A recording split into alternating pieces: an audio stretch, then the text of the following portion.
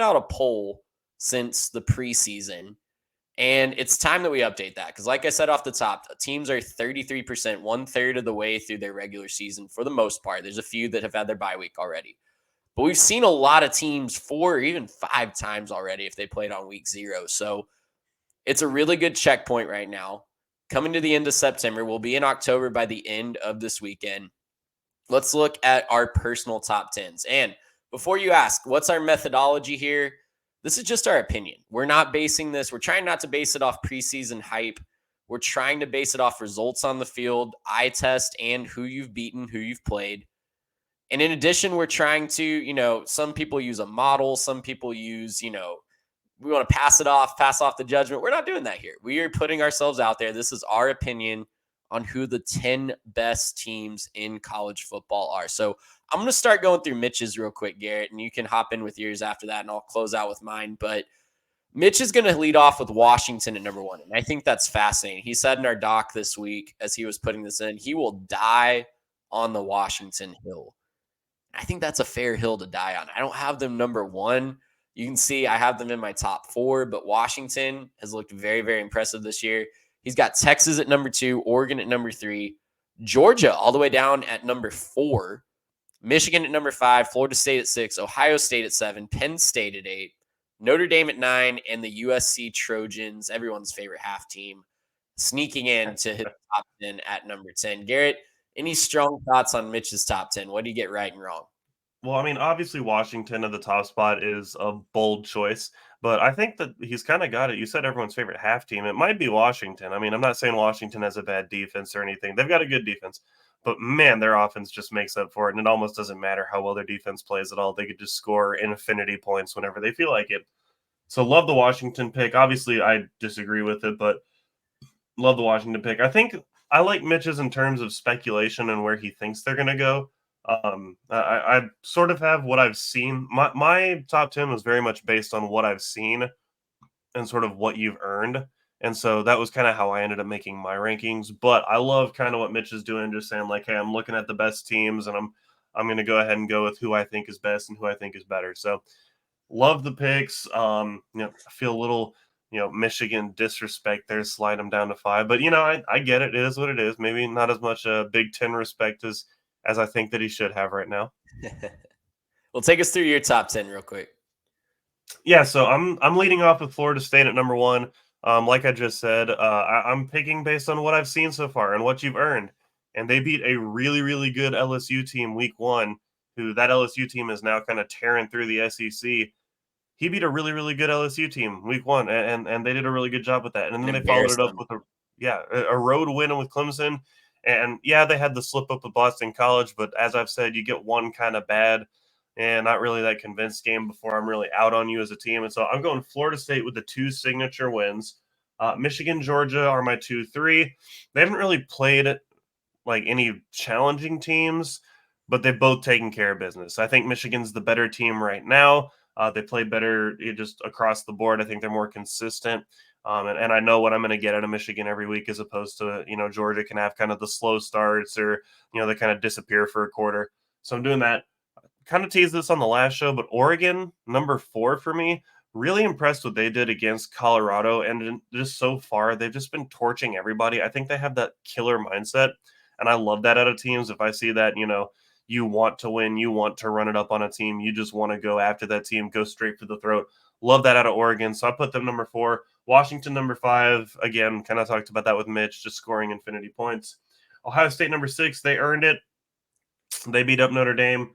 Very last second, got it done, played physical, hard-fought game, and they absolutely earned every second of it. So Ohio State's my number 6 right now. Texas is my number 7. I am impressed with the win against Alabama, but I still want to see what that means. I want to see just how good that Alabama win really is, by the end of the season. And so I think that they earned a good win. I think that that's good, but when you combine that with, they beat up a crappy Baylor team, and they played Wyoming a little bit close for a little while there. I still just don't think I've seen enough. They have a chance to change that against Kansas this week, by the way. The big win against Kansas would be a good thing for the Horns. And then rounding it out, Penn State, USC, and Notre Dame, really good teams, really solid teams, but I just think not quite as complete as the teams above them. That's great. I'm right there with you. I'll share my rationale on Texas too, because I can hear the Longhorn fans just seething at us for not having them where the AP poll has them and having them a little bit lower. I'll go through mine real quick. I'm a little biased here because I still have my preseason playoff top four. In my top four, I've just shuffled the order just a little bit. So I've got Georgia, Florida State, Michigan, and Washington. My preseason top four were the same. I just flipped to Michigan and Florida State. And look, I've just been more impressed by Florida State so far. I've been more impressed by who they played and who they beaten.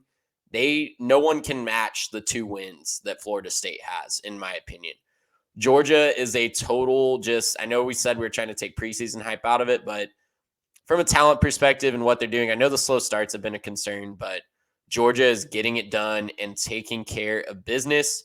So I still got them in the top spot. Oregon has been super impressive. I was blown away. They could have scored 70 points on Colorado last week. So they have earned that number 5 spot, in my opinion. And Texas at 6, I'm with you, Garrett. I really just want to see. I'm in wait and see mode on Texas. I want to see what that Alabama win actually means. If Bama loses 4 games, cool. You beat a 4-loss team. That doesn't really matter. That doesn't really move the needle to me. If Alabama's 10-2 and you're one of the 2 teams in the country that beat them in their top 10 by the end of the year, great. I'll put you right there in the playoff as long as you're taking care of business in the Big 12. So Ohio State at 7, huge win last week. But again, still, let's see what that Notre Dame win actually means as Notre Dame's schedule takes a tick up, is continuing this week. Penn State at 8, I really thought about putting them higher. I was blown away by their effort against Iowa last week. I was really, really impressed. And then I've got Utah at number 9. My number 9 and 10, I think, will surprise a lot of people. Utah's defense is elite, guys. It is straight up elite.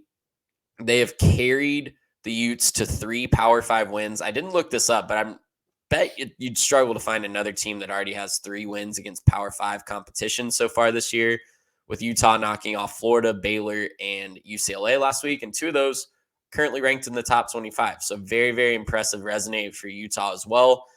And I've got the Oklahoma Sooners sneaking into my 10th spot, mostly because of how impressed I've been with their defense. This is not your father's Lincoln Riley-led Oklahoma team. They are playing legit defense. They've shut a couple teams out. They held Cincinnati to 6 points last week. They look really, really good. When Dillon Gabriel gets things clicking, that could be a really scary team that no one wants to run into. Of course, they have the big showdown with Texas in Dallas next week. That'll tell us a lot about both of those teams. But Garrett, as we kind of close the book on the top 10, give me 1 or 2 more teams that were just off the cut for you before you made that list. Yeah, so the big team that was just off the cut for me, and this might surprise some people, but it's the Duke Blue Devils. I think the Duke's been really impressive in what they've done. They play really good defense. They run the ball extremely well. They've got some really good running backs in that backfield as well to go along with Riley Leonard, who obviously is a great dual threat quarterback. And I think that, it's Duke, and so the name isn't necessarily there, and people are kind of hesitant on it. But, I mean, what can you expect them to do? They played Clemson. They beat them up pretty good. They, have been stomping all over their competition. You can only play your schedule, right? That's what they say for G5 teams, but all of a sudden it's a Power 5 team that's traditionally a basketball school. And we want to say, well, the schedule hasn't been that good so far. Well, okay, they're going to go play Notre Dame this week. We'll talk about that in just a second. And I think that there's big things on the horizon for the Duke Blue Devils. So I'm excited for what they can do. I love it. In addition, I'll mention another ACC team that was right on the cusp for me. It's the Miami Hurricanes. I think that you might be back.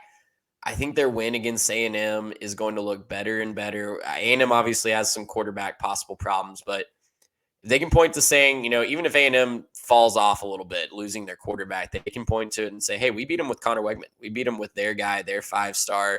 Our offense outplayed their offense. Our defense outplayed their defense. We took down a good team from the big bad SEC. I think that win's going to keep looking good as the season goes on. And I'm really, really excited to see what they can do against the top tier of the ACC as they get into it. Gracious him. How about that?